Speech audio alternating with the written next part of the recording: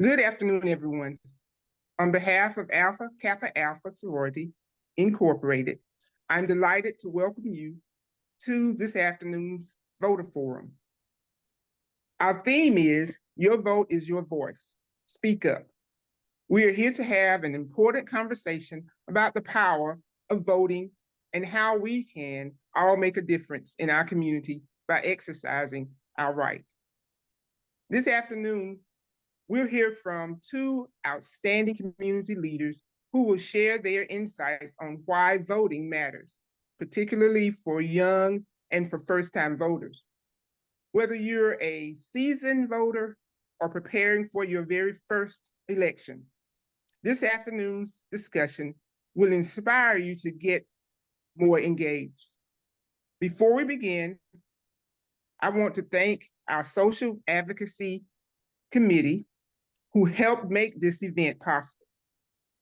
Now, let's meet our speakers. Good We will afternoon. have each. You want me to continue? We will have each speaker state their name and a little bit about themselves. Please join me in giving a warm welcome to both of them. We'll have our first speaker, Jarrell Gregg, introduce himself, stating his name and what he does for the community. Good afternoon, everybody. My name is Jarrell Craig, born and raised here in Vidalia, Georgia. And in the community, I try to do a lot of just volunteering, trying to give back. I'm involved in the Community Men in Action nonprofit organization where our motto is seeing the need and serving the need. So things around the community. And we brought to our attention, and we try to point people in the direction of the proper I guess you could say organizations here in town built for those structured needs. Also a member of the United Way, and I am a board member of the Greater Chamber here in Vidalia, just trying to get involved in bringing new things to the city and just trying to help our city continue to grow and benefit everybody that lives here and influence those around me to try to give back and contribute as well. Thank you, Jarrell. Now we'll hear from our second speaker, Brittany Black. Good afternoon, everyone. My name is Brittany Black. I'm born and raised in Vidalia, Georgia. I was a drum major way back in high school, loved music. Music is still a part of me today. I'm the owner of Keystone Piano Studio, where I teach piano and voice. I'm the grandparent or the grandchild of the late Alfred and Lily Jackson, and my mother was Miss Beverly Jackson. My grandparents were very influential in the community by helping people to register to vote. Not only that, helping people to get to the polls to vote, and just helping educate people about the importance of voting. And so just growing up in a household where you saw the importance of serving others and helping to get the knowledge that you have shared to other people that may not have that knowledge has kind of passed on to me. So I gladly now serve on the school board representing my ward, Ward 3, helping to make decisions and impacts on our children's lives and helping them get an education that is of quality and will be able to take them anywhere in the world that they choose to. Awesome. Thank you, Brittany. Now let's hear Brittany. Now let's hear from our speakers as they discuss some key questions related to voting and civic engagement. We'll start with our first speaker, Jarrell. So this question is about personal impact. How do you think your vote can impact your community on local issues that matter to you? Well, voting, your impact on voting is letting your voice and your opinion to be heard. So, the principle of voting is basically, do you agree with this plan or do you agree with this process? Yes or no.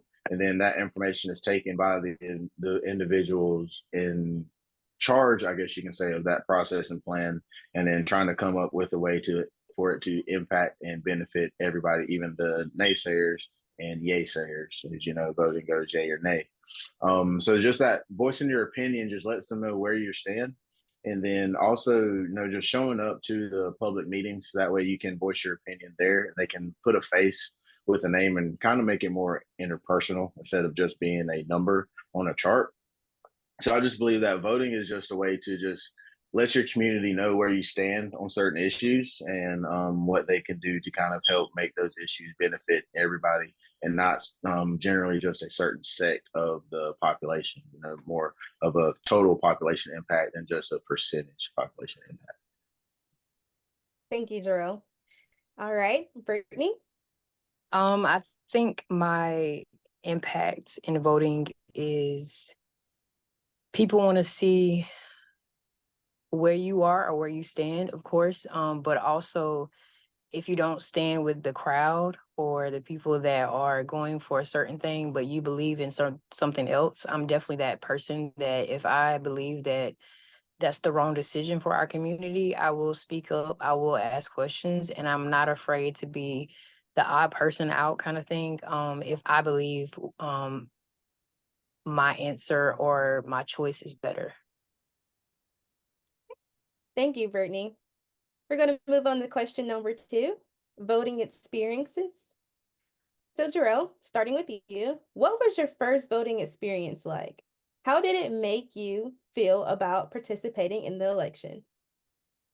Well, my first voting experience, I was one of those kids. My mom and dad used to always take me with them to the polls.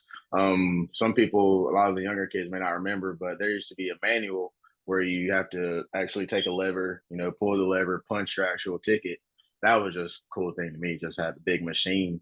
But I didn't know what I was doing, necessarily. I was just having fun pushing buttons. But as I got older, started learning more in the importance of voting, being able to actually go out and voice my opinion actually made a big difference to me and kind of made everything kind of just sink in and click. I really enjoyed it. It wasn't as intimidating as I thought it would be. It's definitely something for first time voters. I would recommend that you just take your time. Sometimes the lines can be long and people can seem impatient because a lot of people want to know they're on their lunch break. They want to get in and get out. But you got to understand that this is a very important decision, so you have to take your time. You can't just skim through and read. You have to read every paragraph, even though sometimes the wording may be confusing. Just try to read it as best you can, make sense of it then, and just pick the decision that you feel would make the best impact for your community. And then I feel like that was what really made me feel like voting was important because I was able to make my own informed decisions instead of being told, hey, pick this choice, pick that choice. You're able to voice your individualism, I guess you would say. And that's what was a big part about it for me, the biggest part of democracy to me. Thank you, Jarrell. Okay, Brittany? I can remember being younger and going with my grandparents to vote, and they had talked to me about the issues that we were voting for. So I actually got to select all of the choices. And then I remember my grandmother and me both putting the ballot in to cast the vote and her explaining, this is the first time you kind of voted, not really, but, at least explaining to you the process of it and the importance of it. And, them reminding me daily, like, people died for this. People were attacked for this. People lost their lives and shed blood for just this simple right to vote. And so from an early age till now, and especially when I was able to vote, and ever since then, like, I'm at every voting opportunity and expressing my opinion because people don't know how you feel about something until you voice it. And the way we voice it is by voting. And so therefore there's no confusion when you cast your vote for who you want to represent you.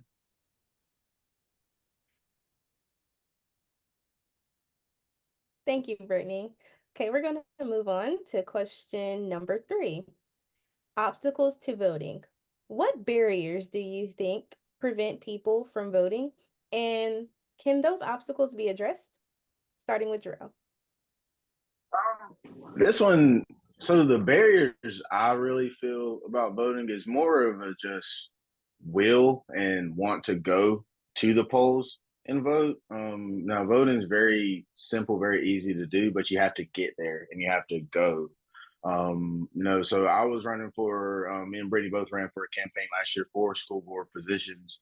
And I feel like on both ends, the voter turnout wasn't what we were projecting, what we were anticipating.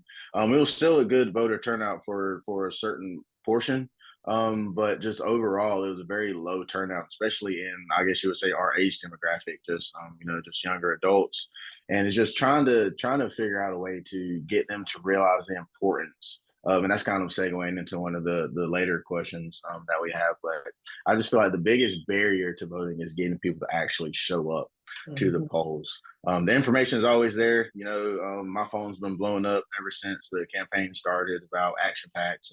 Kamala or Trump. Just one donations and money. So the information is there. The election's going on.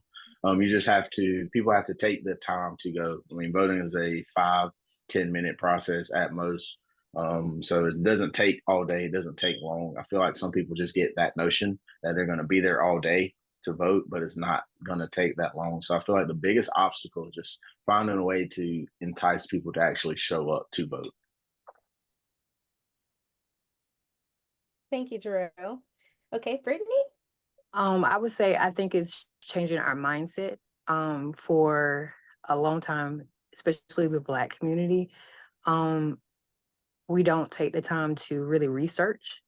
And just because you maybe identify with Democratic beliefs, but maybe that person that's running on that particular subject or ticket is not of your morals or your standards, and so you don't like that necessary person.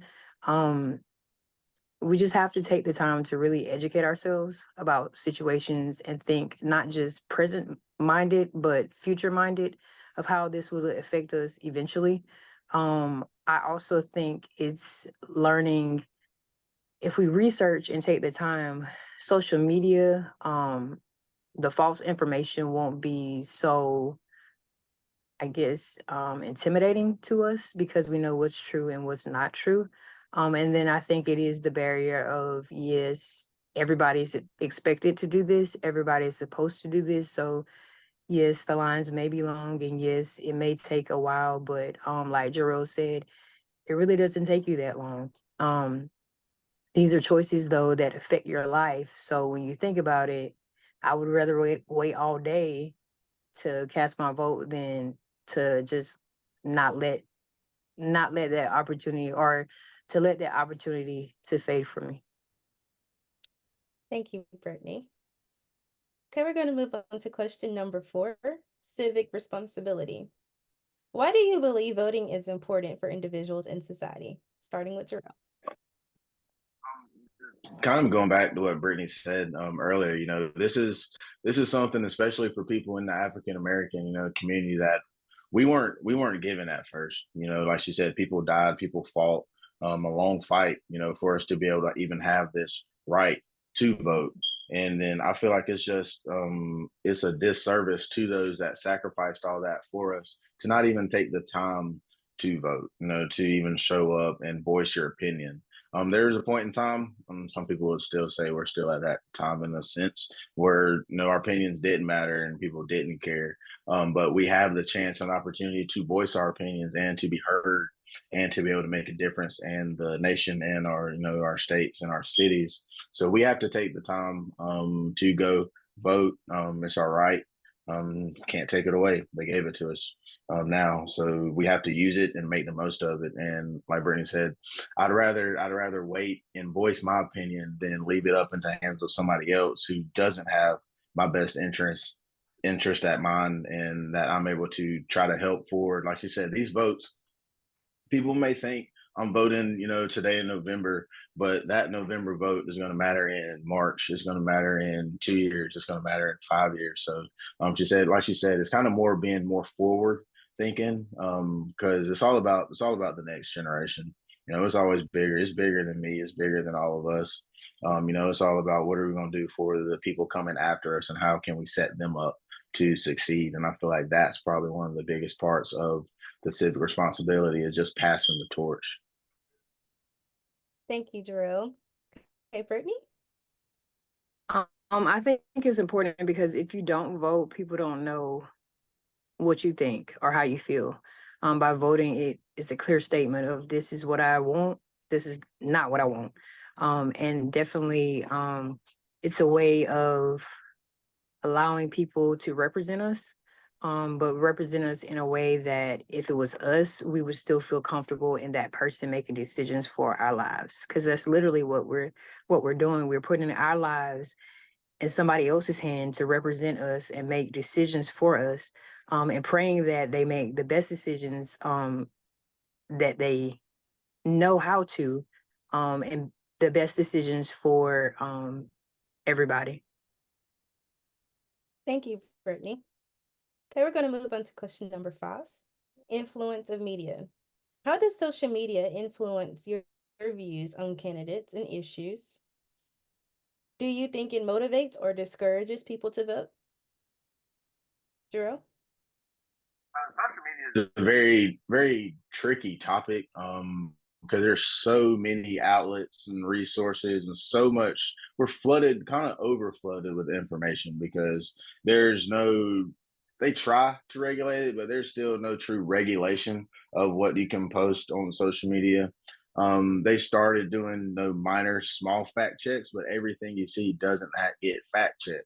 So it can be a viral post, so to speak, that gets put out the most, but have zero concrete evidence behind it, and that's pushing and influencing, people to vote. Me personally, I try to do my own fact checking. I tell everybody, we live in the information age where literally at the tip of our fingers, we can find out just about anything we want. So if I hear something on the social media or the news, so to speak, it kind of catches my attention, I'll go look and see, okay, read a couple of articles. Did this really happen? How did it really happen? I'm more of a whole picture kind of person instead of just taking a certain text out of a context. I like to see the whole conversation to see what led them to say, their voice, their opinion. But social media, people try to use it for good. Unfortunately, for everybody trying to use it for good, there's that same amount of people trying to use it for negative impact. So I just feel like you just have to be careful with your outlets, with your resources. I would never say just only use one. If you're a CNN, if you're an MSNBC, if you're a Fox, or whatever the other ones may be, I try to watch all of them. All of them are saying different things sometimes. All of them are saying the same things sometimes, and that can kind of help you fact check as well. Now, everybody's saying the same thing. You can pretty much, still do your own research, but you can pretty much say, okay, that may be true. They may actually stand for this. But sometimes they'll go on one platform, say one thing, go on another platform, say another thing. So you just got to be careful with the information and just try to do your own research and make the best decision that you can from that. Thank you, Jerome. Brittany? So, we live in a microwave world, and social media definitely plays on that by commercials, by showing their media or video. It's a short time frame. It captures your attention, but it just wants to display whatever goal they want you to think about.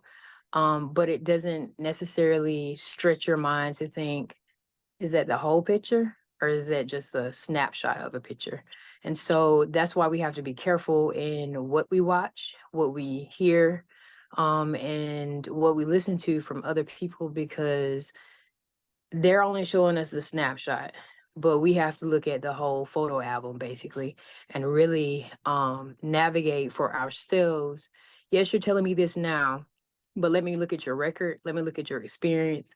Let me look at how you've represented it before, to see how you will represent in the future, I believe. Thank you, Brittany. We're going to move on to question number 6. Local versus national. Do you believe local elections are just as important as national ones? Why or why not? Zero.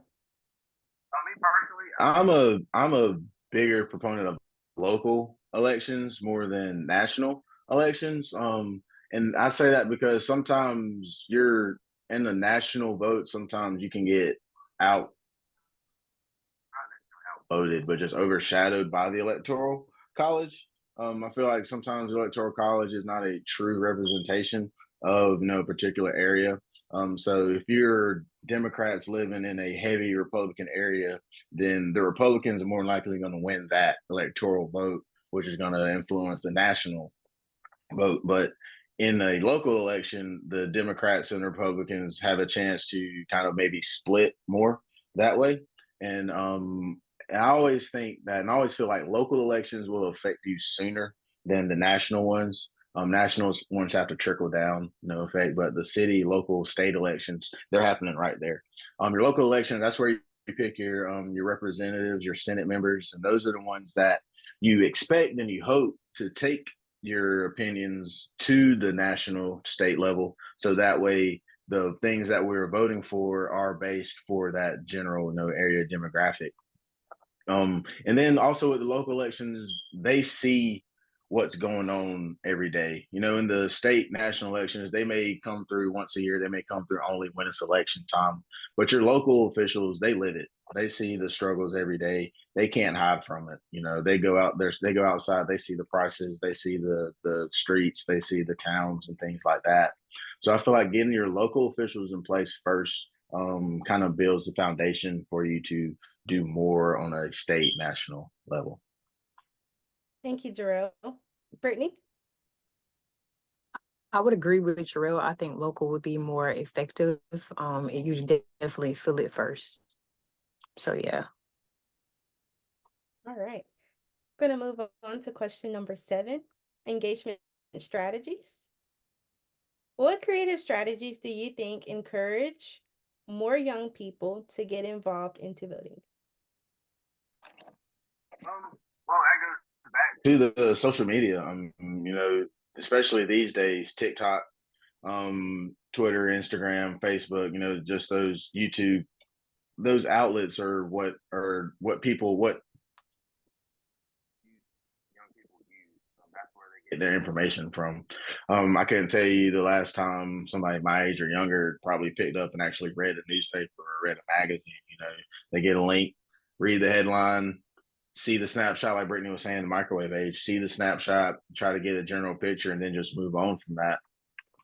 Podcasts are growing, things like that, where people actually can sit down, kind of like what we're doing, sit down, have an actual conversation and things like that. I feel like that way kind of simplifies it and kind of makes it more not a true formal setting where they feel like it's sitting in the classroom teaching and learning. That way they can see a kind of open conversation and just have people have informed discussions, voice different opinions. So I feel like social media, like I said, social media can be used for good and can be used for bad. It's just how you choose to navigate.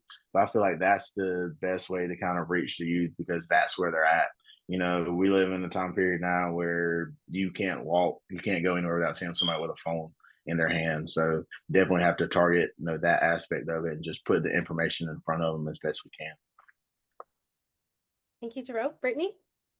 I definitely agree that social media would play an important part because kids have devices in their hands all the time.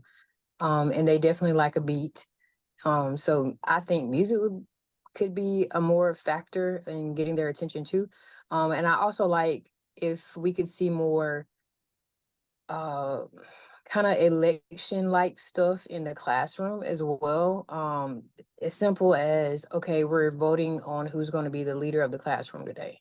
So who's going to take us to all our other places, whether it be connections or lunch today, because that's on an elementary level, but it's teaching them at an early age, hey, I'm voting for this person or I'm not voting for this person. And yes, you might be teaching them like emotions. Maybe Tommy pushed me off the monkey bars yesterday, so I'm mad at him today, so I'm not going to vote for him. But it's at the same time, like when you become an adult, you can't let your emotions dictate how you will vote necessarily, just because your feelings got hurt. But is that person a true representation of what you need to help you get the job done? Thank you, Brittany. Okay, we're going to move on to question number 8. Voting by mail. What are your thoughts on voting by mail? Do you think it makes voting more accessible? Jarrell? Definitely. Like I said, one of the biggest issues I feel like is getting people to actually go to the polls. Now, everybody's not blessed with transportation, the ability to actually get out. That's where the mail-in ballots, and some people are just not healthy enough to be able to leave and go out to be exposed to the public for that period of time. So it definitely expands the opportunity for people to vote that don't have the normal means to go out. So I'm a big fan of mail-in ballots and things like that. Thank you, Jerome. Brittany? I understand Jarrell's I guess choice of supporting mail-in vote. But personally, I feel like mail-in should only be the option if you cannot get to the polls, like so you're handicapped or something like that, yes, or you're in the nursing home, stuff like that, of course. But if you have your health and your right mind, you should go to the polls and vote. I feel like putting your stamp on it, your signature on your vote is very imperative on either on the day or with us now having the choice of actually voting early. Thank you, Brittany. Okay, I'll be asking for closing statements from you all. I'm going to start with Jarrell. What is your closing statement? Again, like I've kind of been saying the whole time, voting is just your way of voicing, like both of us been saying, it's a way to voice your opinion and just let people know where you stand. It's very important. We just have to continue to push the issue, continue to educate. And like, again, Brittany was saying, I think we have to start younger.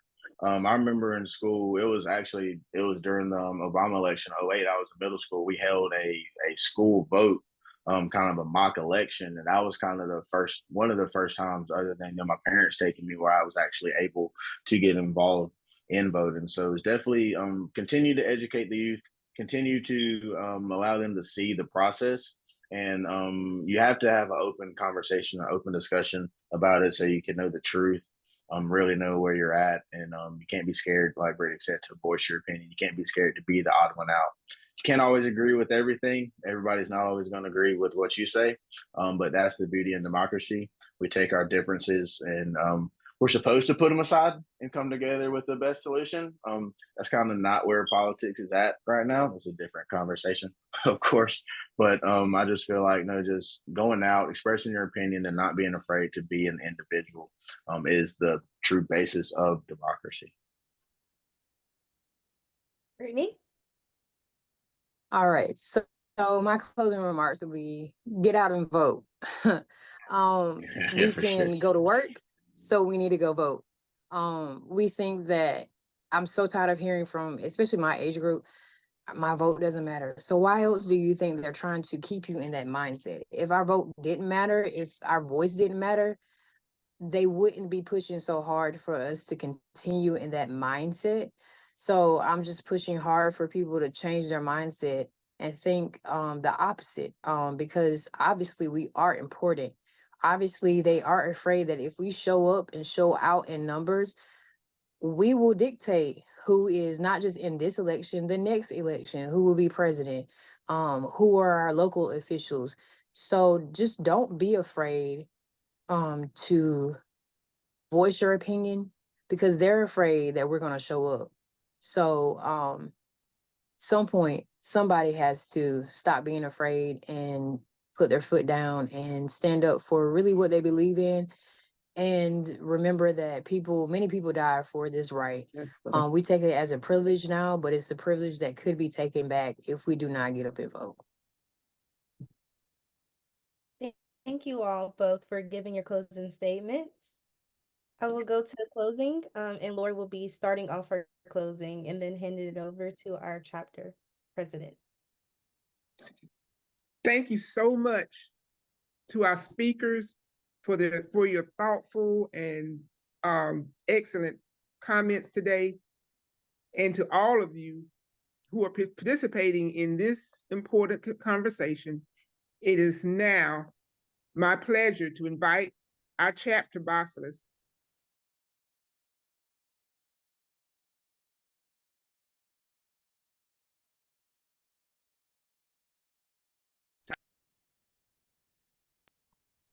I had to turn my mic on. I'm sorry. Thank you, Laura. turn my video on.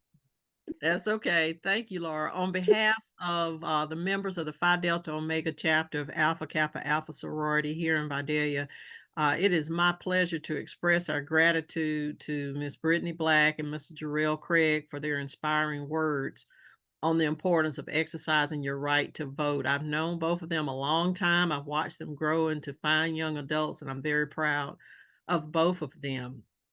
I also wish to express my appreciation to our Social Justice Committee members, Ms. Laura Harrington, and our chair, Ms. Tiara McCrae, for their hard work in preparing for and implementing this event. Our desire in conducting this activity is to provide a platform to motivate and encourage people to exercise their right to vote. And you've heard both of them say that over the years, many people have worked very hard and even given their lives for the right to vote. So as you've heard, voting is not just a right, it's a responsibility. And it's a way for each of us to shape the future of our communities. So I encourage everyone to take what you have heard and learned today and share it with others. And most importantly, get out and vote. Your vote matters. Your vote counts.